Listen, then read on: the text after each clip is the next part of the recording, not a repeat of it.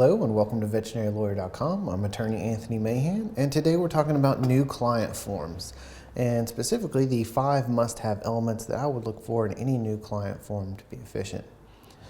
So let's just take a look at the new client forms that I normally find in my practice that come across my desk most often. And they're normally the free ones that are available online or as part of the software system such as Avomark. Here is one from DVM 360, a very reputable magazine that puts out a lot of information for veterinarians. If you go to their website, type in new client form, this is what pops up. So let's just go through this as I would if it came across my desk. It does capture today's date, some client information here, and an email that's a little short, but that's just aesthetics. One thing that's very important, not from a legal standpoint, from a marketing standpoint, is what marketing is actually working for you out there. Most likely it's the personal recommendation. You should find out who to thank, send a thank you card to. Yellow pages in newspaper, if you're advertising there, probably a little outdated in this day and age, but maybe in some jurisdictions that works and some it doesn't. Method of payment today, it's a little weird to me. You're not actually capturing their cash or check or debit card and making them prepay. So it would suffice just to say that payment is required at the time of service. I don't understand why you need the rest of this in there, or specifically why you need the check boxes. Now this one really bothers me. How much information do you want to be given about your pet's health? So you're asking the client how much information they want when the patient is the one that you should be worried about. As far as an ethical standpoint is concerned, you're under an ethical duty to fully examine a pet and provide informed consent. So no matter what this brief explanation is, it can't be less than the important stuff by law. So I just want to know if there's anything I need to do, keep it simple, but still you're going to have to provide at least informed consent and some baseline knowledge. I don't understand why you would allow a client to opt out of receiving information, but I guess if you're a busy hospital, maybe you just want to get some people in and out and think that that's servicing them, but I think you're really doing a dissatisfaction or a disservice, if you will, to the patient, which is the pet itself. Consent, so here the form tries to get some legal information in there. You'll be asked to sign a health plan confirming authorization of treatment after a tentative diagnosis. So I guess this assumes that the patient is going to be sick when it comes in. A little weird, but more weird is in law we call this an agreement to agree, which isn't an agreement. So it actually invalidates this part of the contract here. You'll be asked to sign a health plan confirming authorization of treatment after tentative diagnosis. The detail will be provided to you at a later time. So you're agreeing that you're going to agree later. So I guess I'd have to see what the details of this treatment plan would be and see if there's any legal information there, but as far as this is concerned, it's worthless. It's just an agreement to agree at a later time, and it could actually be detrimental if you don't provide the treatment plan that you want to. Pet information, so you're going to collect some information about the pet. I think that really comes down to doctor preference, how much information you want to get from the owner versus how much you want to have your staff obtain as far as a history. I personally prefer history. I think it's more accurate than having the pet owner write down all this information, especially when you get down to behavioral problems, foods and allergies and surgeries and everything else. I think that some clients will get lost and then you're going to end up taking the information anyway. But from a legal standpoint, I guess you don't want to spay or neuter a dog that's already been spayed or neutered, but once again, I don't think you can take the client's word for it there. It's still your responsibility to look for a spay scar and say, well, maybe not this one. So once again, you can ask that, but it is only worth what's on the paper.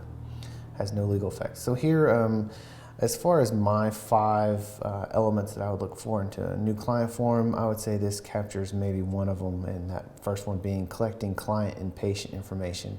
So this does collect client and patient information, and that seems to be the purpose of this form.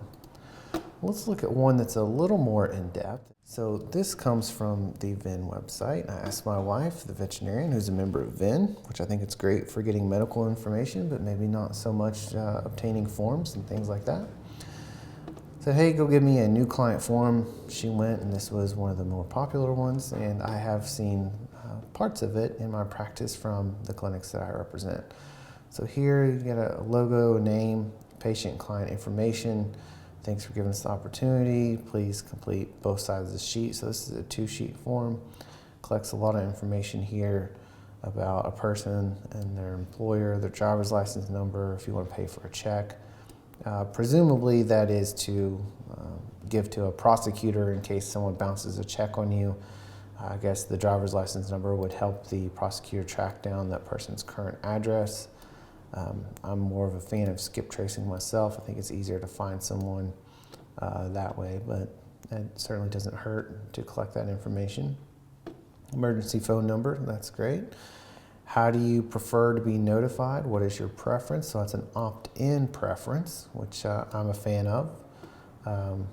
They can opt in, but you're actually going to opt them into whatever you want, more than likely. So how do you prefer? So it's just really a preference.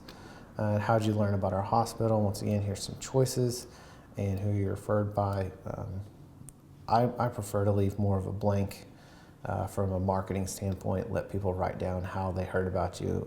I know it doesn't really, unless you're keeping the statistics, it's kind of easier for you just to let them write it down instead of giving them some choices. Because if you do more than one direct mail, it's not really going to narrow it down for you. This question is a little weird. How do you consider your pet? Is it a part of your family or do you just not care? Once again, don't really understand that. I think that's a little demeaning to someone filling out the form. Okay, and so here's the legal language. Here's what we're going to get to. At your request, we will gladly discuss the cost of services and prepare a written estimate. So only upon request we prepare a written estimate. At your request, we will prepare a written estimate. So I guess that's fine if you're going to agree to always do a written estimate. Technically, that means that, under the law of this contract, an oral estimate or an estimate over the phone would not be valid under this agreement. So I'd probably take out written, or I don't know, I'd probably take out the whole thing. I don't really think that's necessary. If someone agrees to pay, they agree to pay. If it's an estimate, it should be in writing and should have their signature on there, and should probably have a deposit. So here they have a deposit.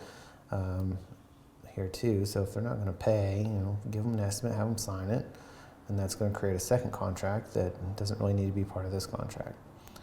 Professional fees are due at the time of services are rendered. That's pretty good. I like that. And we accept cash, checks, debit card, and everything with American Express. They put in a flat $20 fee for return checks. I think that's probably a little low. I'll show you how we address that in our contract a little later. And here's the kicker. To prevent the spread of infectious disease and parasites, we recommend animals be current on all vaccines. So I would look at that keyword all there.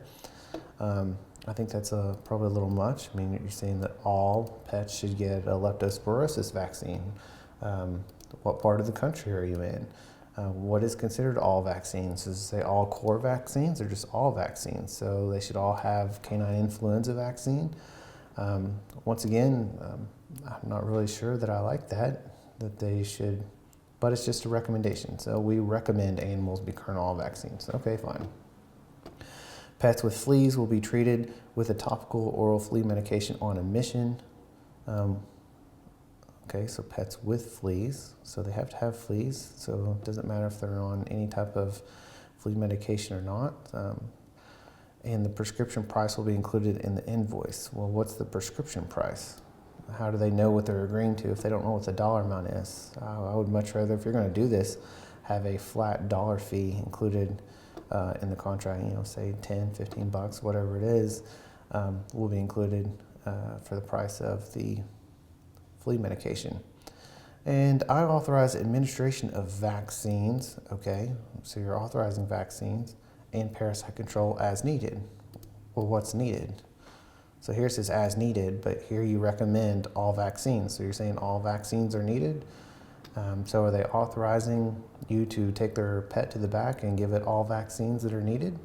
And they're agreeing to pay for that? I think that's a little confusing as far as this contract goes. I think it should be more clear as to what's being authorized and what's not. And I don't understand why you can have a recommendation. Less than 10% of all people read these contracts. So I'm not sure your recommendations are actually getting read. I think that's more of a job to discuss in a room, statistically speaking. And then of course you're having a signature, but most people get a signature and date on the form. Moving on to page 2, you're getting an animal identification chart. So looks like they're collecting information on 3 animals. I think that's a lot of information. More than likely, it's going to end up being the staff that's filling this out anyway. But I think most database systems, such as Avamark, collects this information digitally. So you would just be writing it down to put it in your computer again. So now you're double keeping records. But if you feel necessary, once again, this is doctor specific. How much information do you want to collect from a client versus getting in a history in the room? So it also says they're collecting information on breeders to refer to clients that ask. I guess that's okay if that's what you want to do. All right. So we didn't really get to the 5 things yet. I'm kind of going to show those to you in my personal form.